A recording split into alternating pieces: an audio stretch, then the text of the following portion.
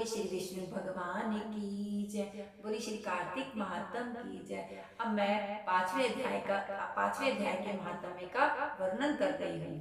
राजा पृथु ने कहा, है मुनि जी, आपने कार्तिक मास में स्नान का फल कहा, अब अन्य मासों में विधिवत स्नान करने की विधि, नियम और अध्यापन की विधि भी मुझे बतलाइए। देव ऋषिनाथ बोले, हे राजन, आप भगवान विष्णु के अंश से उत्पन्न हुए हैं, अतः यह बात आपको मालूम ही है।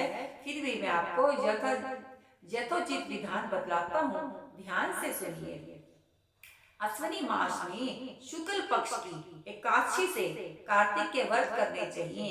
सुबह ब्रह्म मुहूर्त में उठकर जल का पात्र लेकर गांव के बाहर पूर्व या उत्तर दिशा में जाएं।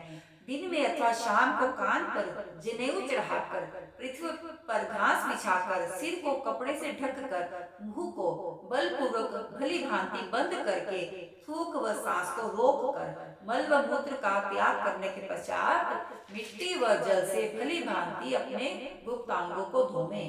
तत्पश्चात जो मनुष्य दातुन मुख शुद्धि नहीं करता, उनके सभी मंत्र निष्फल हो जाते हैं। अतः दांत और जीभ को यत्न पूर्वक शुद्ध करना चाहिए और निम्नलिखित मंत्र पढ़कर वृक्ष से दातुन तोड़नी चाहिए।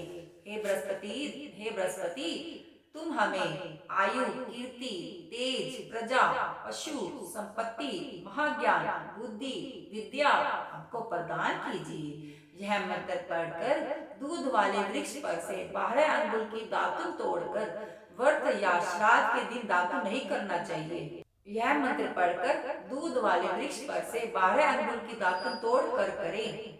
व्रत या श्राद्ध के दिन दातुन नहीं करना चाहिए। प्रतिपदा, अमावस्या, नवमी, छठी, रविवार को चंद्र तथा सूर्य ग्रहण में दातुन करनी चाहिए। कटीले पेड़, कपास, पीपल, बरगद और निर्गंध, इन पेड़ों की दातुन करनी चाहिए। इसके पश्चात भली भांति स्नान करके फूल, माला, चंदन और पान इत्यादि पूजा की सामग्री लेकर प्रसन्न मन व भक्ति भाव से भगवान शंकर के मंदिर में जाना चाहिए। वहां सभी देवी देवताओं को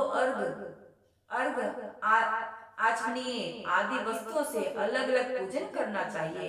फिर भक्तों के स्वर में स्वर मिलाकर श्री हरि का कीर्तन करना चाहिए। मंदिर में जो गायक भगवान श्री हरि का कीर्तन करने आए हो, उन्हें माला, चंदन, तांबुल आदि से उनका पूजन करना चाहिए, क्योंकि देव स्थानों में भगवत कीर्तन करने वाले भी साक्षात भगवान विष्णु की ही मूर्ति होते हैं।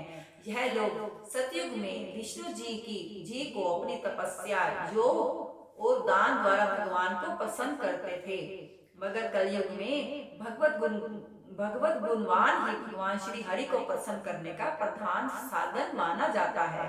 नारद जी ने राजा पृथु से कहा, हे नारद, मैं बैंकुट अथवा योगियों के हृदय में भी नहीं रहता, अपितु जहाँ मेरे भक्त मेरा कीर्तन करते हैं, वहाँ पर मैं अवश्य ही रहता हूँ। जो मनुष्य चंदन, माला आदि से मेरे भक्तों का पूजन करते हैं, उनसे मेरी प्रीति ऐसे होती है जैसे कि मेरे पूजन से भी नहीं हो सकती। शिरीष, धतूरा, गिरजा, चमेली, केसर और कंदार तथा कटहल के फूलों व अक्षत्रों से भगवान विष्णु की पूजा नहीं करनी चाहिए।